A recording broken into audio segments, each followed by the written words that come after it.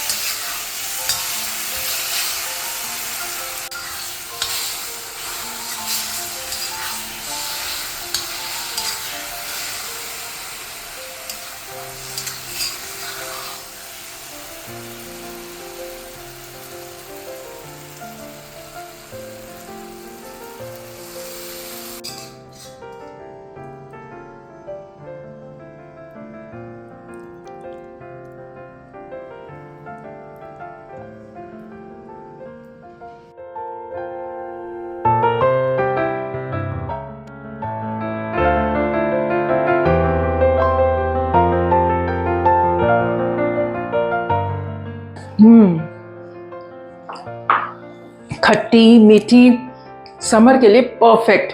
पूरी, पराठा, रोटी, किसी भी चीज़ के साथ खा लीजिए या फिर ऐसे भी बहुत स्वादिष्ट बनी है।